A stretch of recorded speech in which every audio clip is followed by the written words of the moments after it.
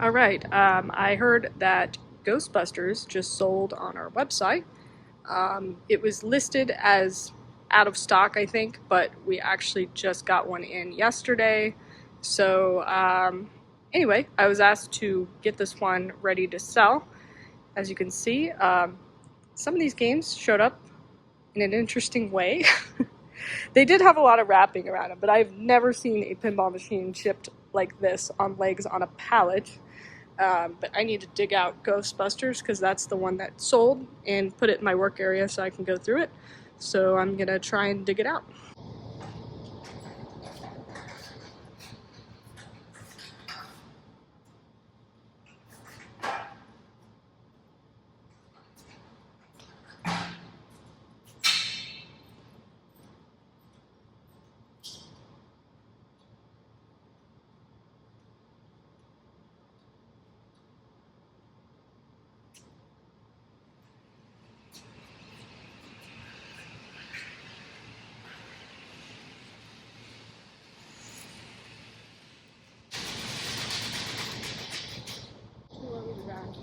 The nut is tight on the leg leveler.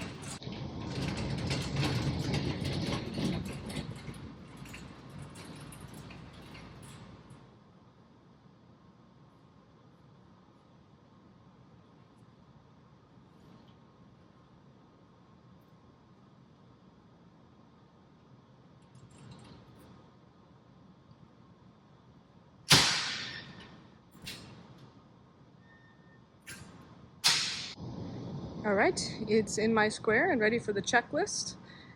This one was actually bought from us, I think a couple years ago, and then the owner sold back the 3 games they bought from us. So that gives us an advantage because we know a couple years ago it was in good shape because it had been gone through by us. So I'll still go through and check everything and make sure it's okay. It looks like maybe a leg got scratched, so if I need to replace a leg or something like that, I will. So let's see what I find. I'll just do some initial impressions before I open up the game. First of all, I do see our old company keychain, so that confirms it was bought from us at some point. Looking at the outside of the game, so far really good.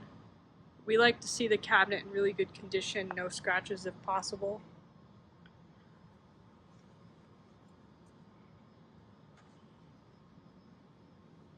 We will re-decal a game sometimes if we feel like it's needed, especially if the decals are readily available. This looks really good. I'll wipe down the legs. I think that dirt will come off. I do think there's a scuff here. So we'll either repaint legs or replace them. Our CEO is very picky on cosmetics on the outside of the game, so we make sure it's perfect. That's fine. I like our customers to have a good game inside and out. Also, I noticed it already has synthetic rubbers on it, and it doesn't look like they have much wear, so I'll still check them, but I may not need to replace all of them like I normally do. Also, I can just kind of judge by the playfield. It doesn't look like it got heavily played. You can see there's somewhere in the shooter lane, but let's check the build date. 2017. So for a 9-year-old game, I would say this is a lot less than average wear. And we would have cleaned it really good when it was here last. And it looks like, I mean, there's just a little bit of ball trails, but not bad. So it probably didn't get heavy use, and we know it was in a home environment.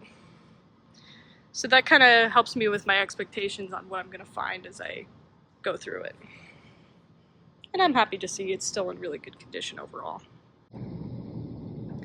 There are a lot of things to look at on a used pinball machine, so I have a checklist as an outline to make sure I don't forget anything, and sometimes I add or edit things as I go, but this is my baseline used Stern checklist.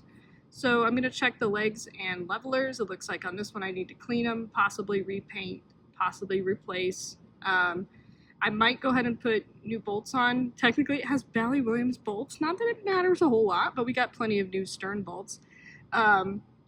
Sometimes we add washers, and then we almost always put new levelers on. I'll check the line cord, make sure there's no breaks or anything in it. If there is, I'll just put a new cord on it. EVRAM lithium batteries not relevant to Stern spike system, so I'll skip that. Ribbon cables usually not a factor in these.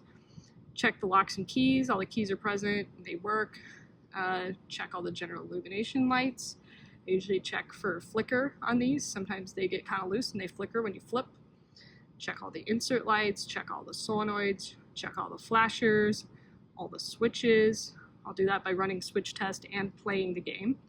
Check the display, that's usually pretty good on these. Play count, that kind of helps inform me of what I'm looking for in terms of wear and tear, but sometimes games don't save the play count, so you can't always 100% count on that. Update the software, that's usually needed. Factory reset in case any weird settings have been changed. I also reset the high scores for the new owner. Check all the speakers and set the volume, set it to free play, make sure the playfield's clean, so I'll wipe this one down. Check all the rubbers, I'll see if there's any wear on the rubbers, maybe change out some of the high wear ones like the flippers if needed. Check that the plastics are clean, check that the ramps are clean and in good shape, no breaks or anything. Check that the posts are clean and not broken. Check the flippers. It's pretty common that I need to service flippers. I'm curious to see how this one's going to be because it was serviced a couple years ago. Check the pop bumpers. Usually on these newer Stern games, they're not too bad, but I always check. Check for any service bulletins and perform those if needed. Adjust the tilt, vacuum the inside of the game, clean the coin box. I also bag and label stuff in the coin box if there's any, spare parts or what have you. Check the shooter rod. I often replace the tip and the springs. Check that there's decent instruction cards. Ball's in good condition. I almost always just put new balls in it. Make sure the glass and trim are wiped down. If there's any sort of scratches, we usually replace the playfield glass.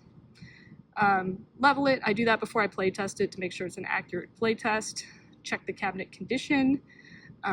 Play test it and delete high scores before selling. So a lot of you ask about my checklist. That's the blank used Stern checklist I have. And like I said, for each game, sometimes I'll add, subtract, change the order. If there's any major mechs, like on Ghostbusters, the Slimer, I'm going to definitely single that out and check that. Alright, so that gives me a place to start. I'm finishing up this Ghostbusters that sold. This is the one that I started yesterday. But it was bought from us maybe about 2 years ago, and it looks like it had pretty light play, so it was a pretty light refurb job, but we still do check everything, so I'll just kind of show you what I did. So first the legs, I did a light coat of paint on them to get rid of the blemishes, put brand new bolts and brand new washers on there, and brand new leg levelers, so no visible scratches on the legs. Checked the power cord, that was fine. Checked the ribbon cables, checked the locks and keys, checked to make sure all the general illumination lights are working, and they were just fine on this one. All the solenoids worked, all the flashers worked, all the switches worked, so yeah. Some of these things that sometimes eat up a lot of time, this one really didn't need much. It didn't have any tech alerts. The display was fine. The play count shows 139 plays. I'm not sure if that's accurate or not because sometimes in this era they could get reset. This does look home use only, not a ton of play, but there's a little bit of wear here. So there could be a little bit more plays than that, but not a ton. I updated the software to 1.17. All the speakers work. I did a factory reset, put it on free play, cleaned the playfield, which once again, this wasn't too bad to begin with, but I still wiped down the whole playfield. I didn't disassemble it like I normally would because it really wasn't necessary. I was able to use my pin snake to get to the orbits and the areas in the back, and it came out just fine. I checked all the plastics and cleaned it with Windex, checked the ramps, cleaned them with Windex, checked all the rubbers, put new flipper rubbers on so they're 100% fresh. What else? All the posts were good. I did replace some flipper parts because the coil stops from this era are known to shed dust and break prematurely. So the newer style coil stops are actually better. And then the screws on these are known to break, and so there's some stronger black screws that you can put in there. So I went ahead and did that, and sleeves. So the flippers are now fresh, and they're going to be more reliable for the customer.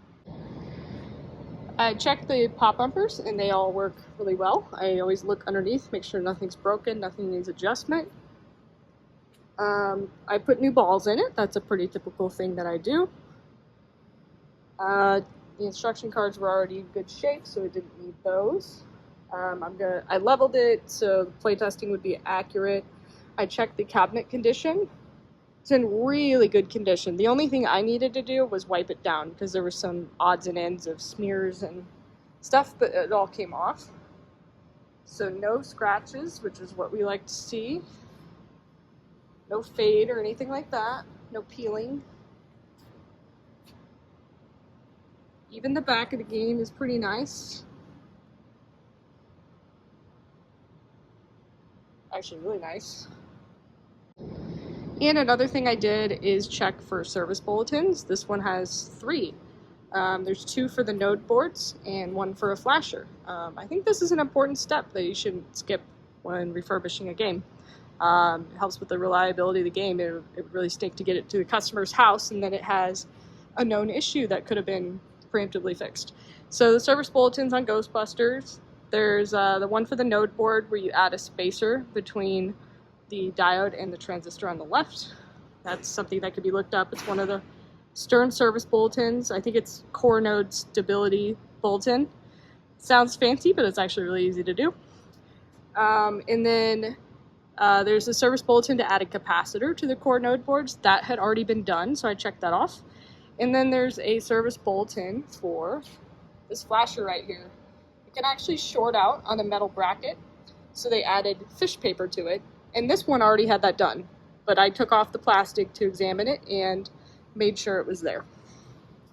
So after that, I play tested it. It played really well. I got a score of 2.3 billion. I'm also a tournament player, so I like to exploit these 6x multipliers. But yeah, this Ghostbusters plays really well. So all I need to do now is wipe down the glass, install that, take the balls out and bag them up so this game can get packed up, and delete the high scores before I turn it off.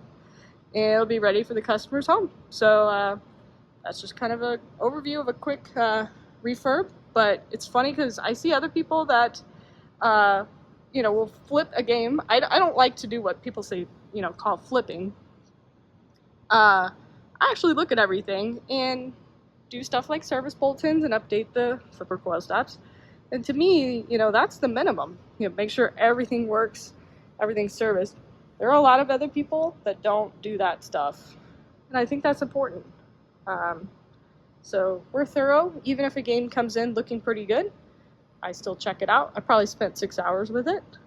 Other people would have just slapped a price tag on it, and if there's something wrong, it's the customer's job to deal with it. We don't do that. We do a free warranty on everything, so I want it to work right. And one last thing I need to do is update our keychain to our new logo, so I'll do that. All right.